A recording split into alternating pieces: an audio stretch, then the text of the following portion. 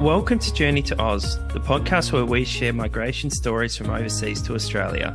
We're both registered migration agents. Evan, who specialises in employer-sponsored visas, and myself, Nick, who specialises in family visas. Over the years, we have helped many clients who have very interesting stories to tell. Evan, we have a bit of a different story today with Jacqx, who migrated to Australia at the age of 4. Can you give us a bit of a background on her story? Yeah, Nick, and not only age 4, but also migrated in 1969. Jacqx provides fascinating insight into the voyage over from France and the visa process at the time. We discuss growing up in a foreign country and her later love for storytelling. Today, Jacqx is a published playwright and author. I started by asking her how old she was when she migrated from France to Australia with her family. I was 4.5 when I migrated, so quite young. Very young. And what do you remember at 4.5? What do you remember much about that journey, and how did you come over to Australia? So I was in Toulouse. We were from Toulouse at the time. We were living in Toulouse, and we needed to catch a train to Italy to catch ship Galileo. Galileo Galilei was the ship, and that was actually built specifically for migration for people from Italy to Australia. So that was 1961. It was built for that reason. And so we caught the ship, and it was like a huge cruise ship. It was awesome. It had swimming pools and they had heaps of activities for children and adults, and it was really like a big fun cruise. It was really a cruise. It was wonderful. And especially being 4.5, it was a fun holiday, that trip over. It was. I was actually looking at pictures because I still have the newsletter that they brought out with all these photos, and we can see a couple of them. There's so many people, obviously, of all different nationalities, but I saw photos of all the different activities that they did, and that was fun. I just thought I'd do a bit of research before I came on and spoke to you, and I do remember some events of that. Of course, it was a month-long voyage. Yeah, so goodness. It was good fun. Yeah, quite an impressionable age as well to come over. So at the time, it was yourself and your parents. Do you have any siblings as well? Yes, I had an older brother. He was 2.5 years older than me. Okay. And then what we did, we had my father actually and his best friend and their family. So there was 4 children in their family. We came out together, so we weren't completely alone. But on the actual ship is where we met a lot of other French and Spanish people, and we became friends with them. Yeah, absolutely. And that prospect, the month-long voyage to come over to Australia is fascinating in itself. But for me, the procedural aspect of obtaining the visa 50 years ago is the one I'm super keen to dive headfirst into. What was the process that your parents need to go through back in 1969 to migrate from France to Australia? Well, back then there was a skill shortage in Australia, so the Australian government were actually sponsoring us to come out. So look, I don't remember the exact details of it, but we had 3 years.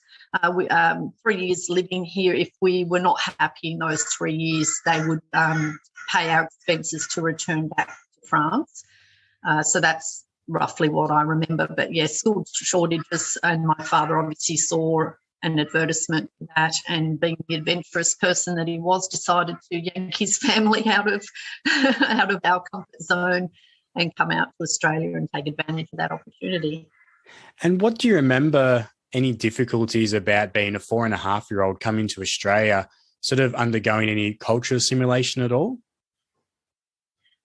If you can imagine, you sort of don't really know what happened as a very young child. We had quite a large family in France. Well, they were scattered. So my father was relatives are in France. My mother's were in Spain.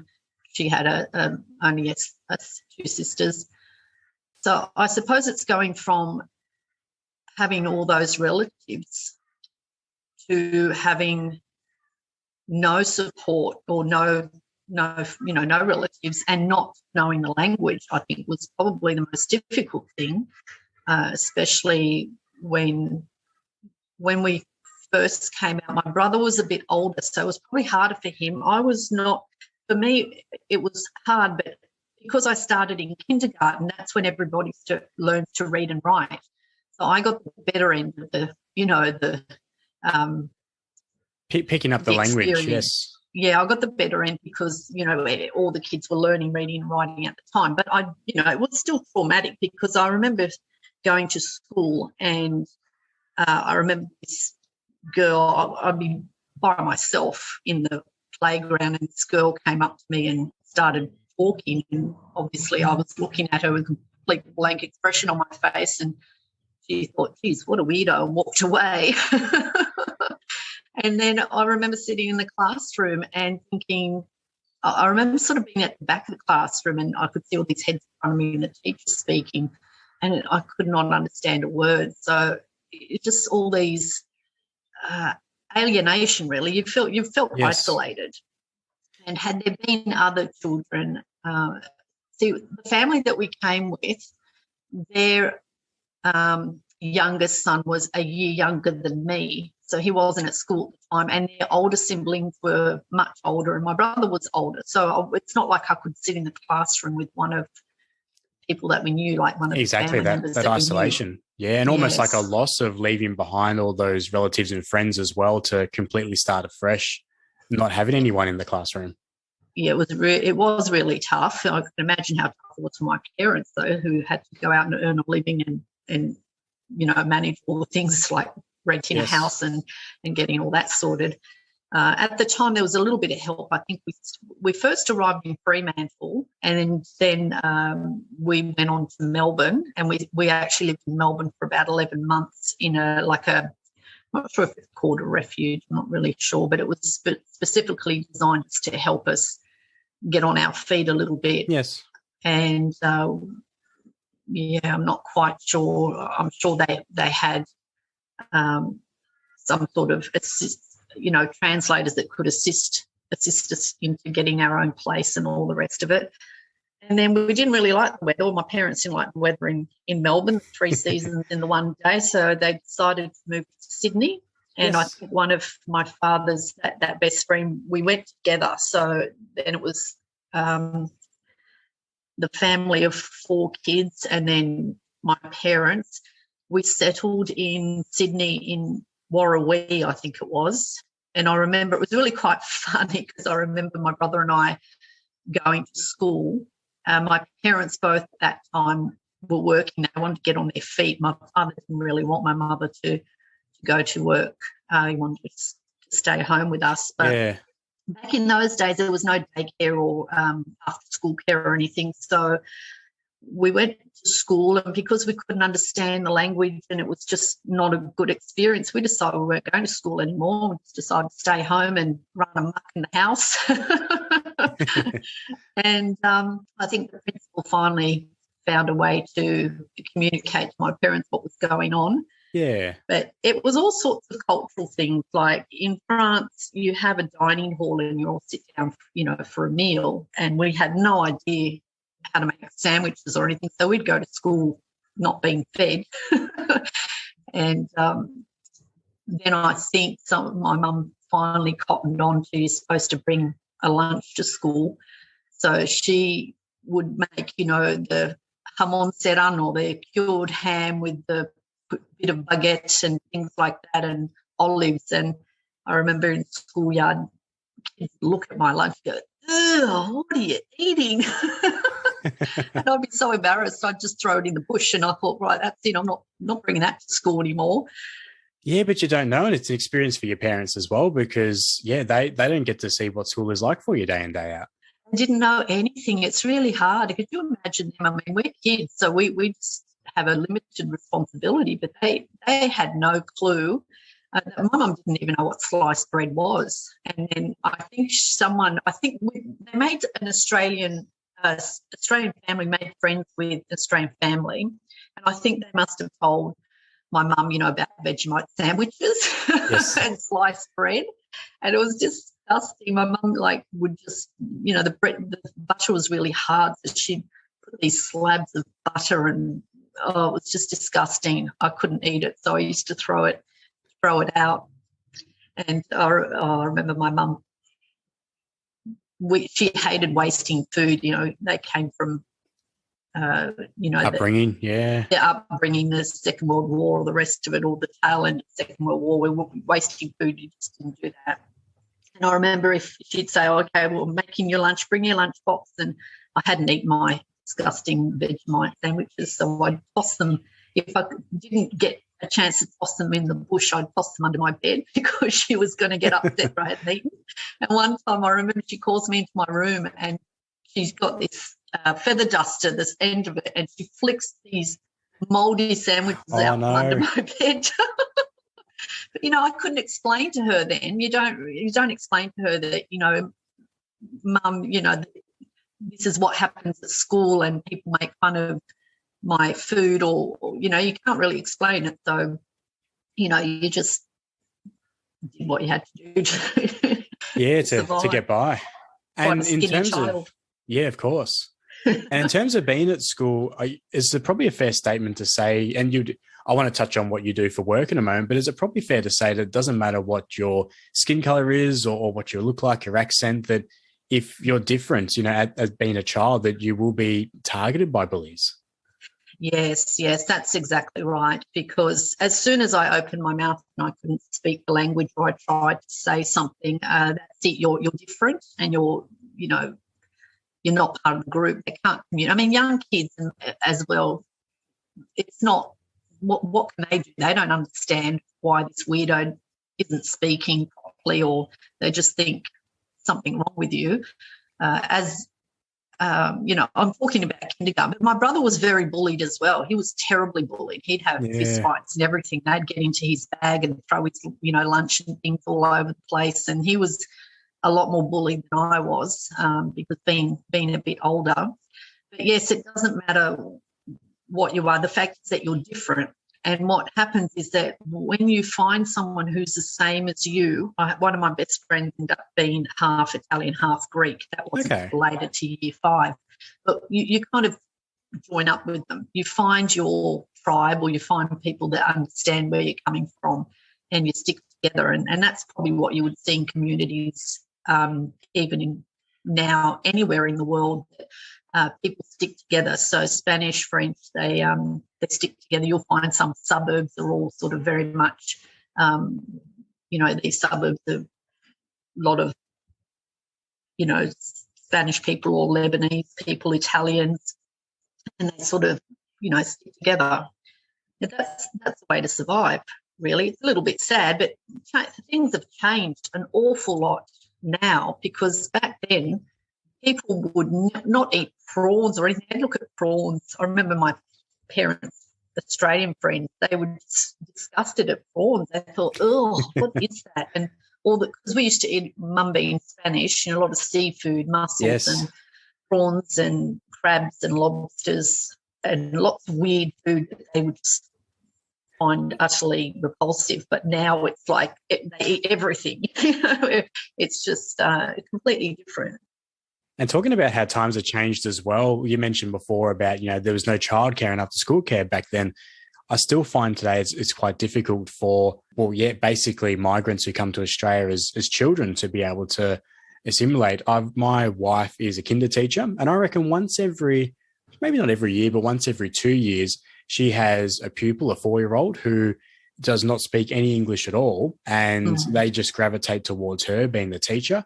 And by the end of the year, they can't stop talking English. They're the chattiest, most playful in the group. But a lot has developed over just teaching support and teaching methods. I imagine you probably come across a lot of stories in what you do now for work, which is a perfect segue to be able to bring up that you're a published author and you like to help other people write their life stories. So can you please share with the listeners a little bit about what you do and how you do it? Yes, I love listening to people's stories. The thing is, once I learned English, I really loved to write stories. That's how I could communicate. So I loved when I'm talking to people. My kids sometimes say, "Oh, Mum, you're so annoying. You ask so many questions." And because I'm so interested in people's stories. I'm so interested in all the details of their stories, and I just find that completely, like, really, really fascinating. And even at school, I used to always make friends with the underdog or the new person. And so I think your experiences tend to make you the person you are today. So that's probably why I prefer like life stories and true stories, because it's just so amazing stories that people have, coming from war-torn countries. Resilience, bravery, yes. Yeah, it's unbelievable, fantastic stories that really need to be preserved, especially people really understand different cultures now because they're more educated, more opening to learning about people. And I think that's so important. That's why I just love helping people to express themselves and their stories. And is it people that are writing their life stories to pass down to their families? What sort of situation would someone come to and say, hey, I've got an interesting story that I think I want to share? Some people, yes, to pass down to stories, but to make, to publish them. Some people have had very, hurts in their life. They've have some traumatic event. And for them to tell their story, they feel they can help others. A little bit like me, what I went through now. You want to help others, you want to understand others and help others. So I think people that want to tell their stories, because it's churning inside them and they think this is a story that needs to be told. Some people have incredible stories, but it's still too painful, especially if it's very traumatic and they're not ready, but they want to start documenting. So it's quite, it can be quite difficult, especially when you're talking about certain traumas. And it's a little bit like therapy. That's part of the healing process, yes. It is. And funnily enough, I started to write in a diary from the time I was 11, and then it gravitated to A4 books. And I didn't understand sometimes what was bothering me. And so when I'd start to write, it would all just start to come out and I'd feel so much better. I might write 5 pages, A4 pages of just letting things out off my chest. And it's not only therapeutic and amazing, but it's also very valuable as part of history. Could you imagine all these stories of wars and experiences that people have? Had nobody ever spoken up or written them down, we would never ever know what they went through. We wouldn't know much about what happened in these wars or certain experiences. So it's incredibly valuable for history. I've actually just finished writing a novel, and it's based on a lady I did theatre with, and her parents are vaudeville performers during the Depression. And it was an amazing story. I turned it into a fictional story because it became, I didn't know the parents, and we're talking almost 100 years now. Going back there. But it was so hard to research because not a lot of people wrote these things down. And that's the value of, for Australian history, for example, Australian entertainment history. We don't preserve these things, they're lost forever. So I think it's incredibly valuable. And to learn where we're going, we need to learn where we've come from. And it's people like yourself who can document those in such a measured way and cooperative way as well, to be able to document them into stories. Which, as you said, people can use them for publishing, but can also use them for private use as well, and can be quite a healing process for people that have been through quite some traumatic times. Exactly. And even it's funny because we talk about the Great Depression, what we're going through in these days, the last few years that we've had, these tough last few years we've had. It's almost you can look back on history and see a repetition in a way of what happened as far as the economy, how people survive, what they do to survive. Like back in the book that I wrote, during the Great Depression, people had to barter instead of, they barter tickets for food, here's some tickets in exchange for food or petrol. Things are starting to get a bit like that these days, where it's quite tough and we have to learn how to survive the tough times. And I'm sure in your line of work now, you have a lot of people wanting to migrate to Australia. And their reasons for doing so as well. It could be leaving their home country for political reasons or just greater opportunity in Australia. But it's been really eye-opening for myself. As much as I'm not the storyteller like you are, I am the recipient of people's life journeys because I need to understand where they've come from to be able to process where they're going, which is their Australian visa. So it's been a huge eye-opener for me, and it makes me feel very well-travelled at times, despite not getting on a plane to a lot of these countries, having to understand a lot of the cultural backgrounds. And, oh, goodness, we've got some countries where passports don't match up with birth certificates, and birth certificates are issued on dates which aren't the actual date of birth for the person. Some countries have different calendar years. It's just been a huge eye-opener for myself, and then you learn clients' journeys along the way as well. Yes, exactly. Different cultures, and I think that's what people find hard to understand. They think that everyone thinks the same way they do, or they think that life, and that goes both ways, like they think life is the same here as it is overseas, and there's just such a huge cultural difference. I think it's a funny story I was going to tell you was when we came to Australia, we bought our first house, years down the track, and my mother was horrified because she was looking for the toilet and there was no toilet in the house, and then we found this outhouse. where all the spiders like to hang out, and the more you read about the creepy crawlies of Australia, you realize everything is designed evolutionary to kill us in Australia. Yes. I know, and she was horrified. So my dad had number one priorities as soon as possible, put a toilet in the house. Do some plumbing. Yes. And then people, our culture too, we had chickens and we grew vegetables and things, and Italians are the same very much. They would, make all their homemade foods and things like that. So the culture is completely different. And I remember at school, the baked bean sandwiches and spaghetti sandwiches out of a tin. I was like horrified. And Devon and tomato sauce sandwiches. Oh, it's such a big difference. Just even in food and everything. There's just so much. Everyone's so different. And then sorry, you keep going, Rob. No, you go. I was just saying different cultures as far as not having the food that they're used to, like African families I was friends with, and just their flour and their things that they were used to cooking, and they didn't understand how simple things work, like the toilet, the stove, all that sort of thing. It's so different for everyone. And it makes for fantastic reading, really, when you listen to their stories, because it really opens your eyes. And like you were saying, it's like you've travelled everywhere because you've heard all these different stories. You learn from other experiences, yes. Exactly. And something like baked beans in a can, which is a staple breakfast camping food for myself, is something which, like children, when you're going through that, you have to be resilient to these cultural shocks.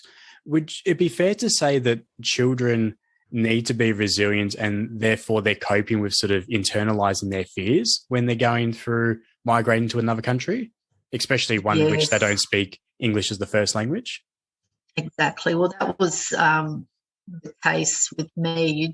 You don't really know how to cope. It's not like you can't go to your parents and say, oh, this and this happened at school, and they're going to go in and see the principal because it's all too overwhelming for them. They're trying to survive. So, yes, we did. We kept a lot of things to ourselves, and we just didn't talk. I'll be quite honest. Yes. Didn't talk. That's maybe why I used to start writing, because it was like you had to keep these secrets and you had to just not talk about things. It might sound very strange, but I remember certain things that happened and I blocked them out of my mind for years. It was like this, something would then trigger years later, and you delve into certain things that happened that might have been a bit traumatic. But, yes, you definitely do block it away, because if you think you're already isolated, and I remember at school I was very much a loner. I made a friend in kindergarten. I remember her name was Sharon. She was my first friend. She was Australian, but we communicated through sign language. Yeah. And just expression, was, probably, yes. Yeah, it was good. And she, I'm still friends with her to this day. That's so wonderful. Amazing. I know, thanks to Facebook. There you go. So yeah, it's good. But I do remember being very isolated. So I was alone. I spent a lot of time in the library at lunch times, just to avoid being bullied, or because I knew I was different and didn't really fit in. So to be honest, to this day, I'm pretty much alone. I'm not a social butterfly as such. Maybe that's why I love writing, because it's solitary. And it sounds almost cathartic for you as well, because you're able to express yourself on paper where you have been internalizing that for so long. And that came in hand with mastering the English language for yourself as well. Yes, yeah, that's right. And I think I could see things through different people's perspectives, with making up characters and things like that. That's probably why when I talk to people, I'm so intrigued with how they think and what life was like for them that I do ask a million questions, but nicely. Yeah, of course. Well, what I'm really picking up from yourself, Jacqx, is that you love listening to others and their stories, but you've also got a fascinating story yourself, to be honest. So what I'm really picking up is that you love to understand others, and in turn, you're able to help others when you do so. Is there a key message from your journey that you would like to share, whether it be through your own experience or the experience of one of your clients that you've had to author a book for? Key message, if it's coming from migration side of it, is embrace new people, embrace them and be friends to them, because they can enrich your life in more ways than you'll ever imagine. Just by listening to their stories, I think that's what I love to do. Anyone who was new, who came to school, later on in later primary and high school, anyone who was new from any other country, I just zoomed in and straight away became friends with them and made them feel welcome.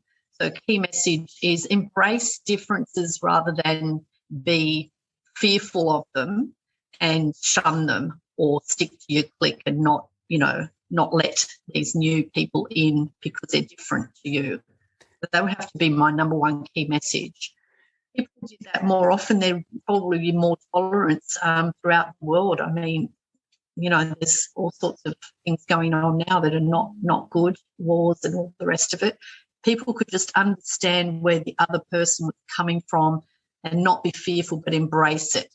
We're always going to be different in our own way, but that's not a bad thing.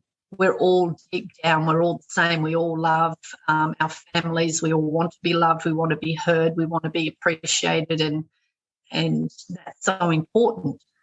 So the key message is just embrace people, embrace new experiences and people's life stories. Again, going back to life stories, I think you'd be richly blessed. And I think a lot of people do that now, definitely do that. Big change nowadays. We're such a multicultural country, and there's so much, people do really embrace people of all nationalities here now. So I think that's great.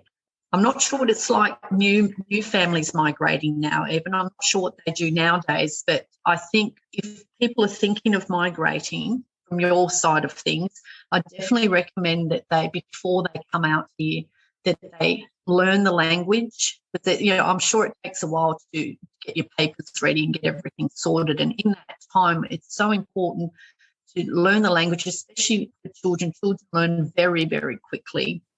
As you can see, I don't have an accent now because I was so young when I came. The older you are, the more difficult it is to get rid of your accent, and then you feel a little bit more isolated because you're very aware of your accent and your difficulty in speaking the language. Like my parents always, had that bit of a struggle throughout.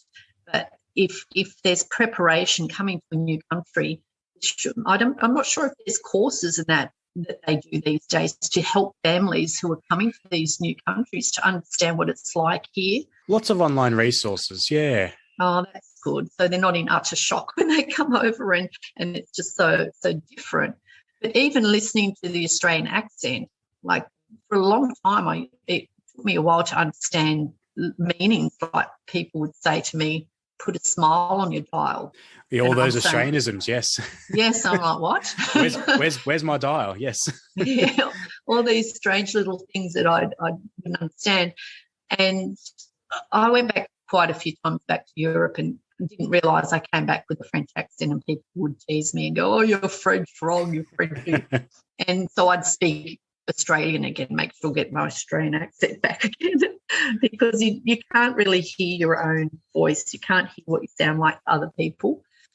So it's, quite important to hard to understand Australian and vice versa. Like if someone comes out, even though they speak English, like from Ireland or England, they have very heavy, or Scottish, very heavy accents.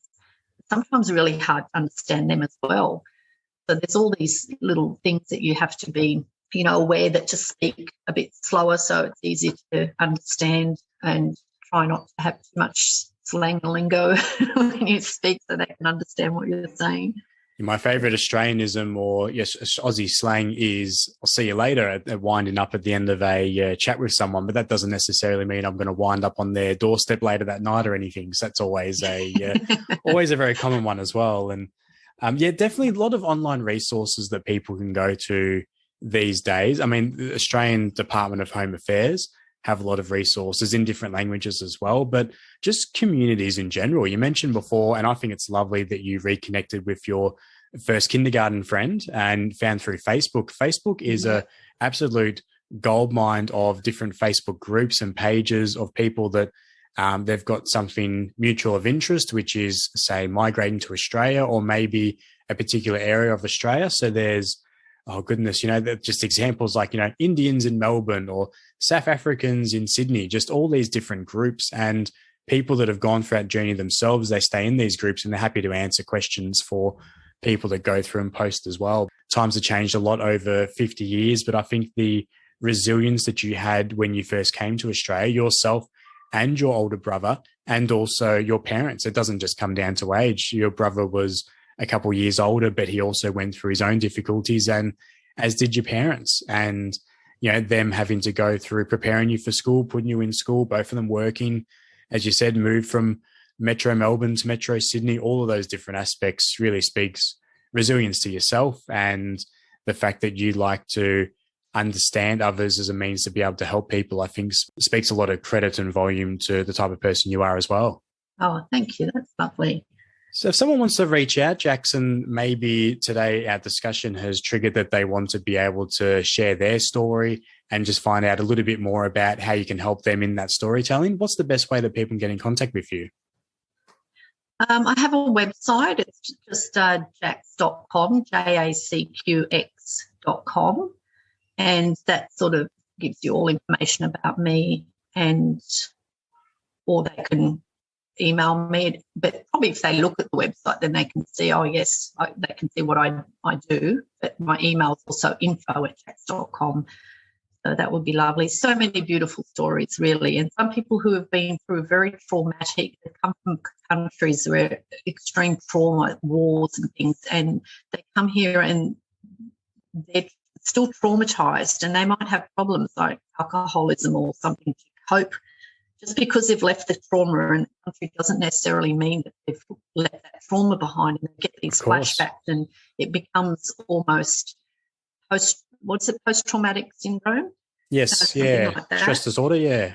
Yeah. So trying to understand people, and if anyone can help them, write that out, even if it's not for publication or for family, but just write it and then get that cathartic healing process. Yes, exactly.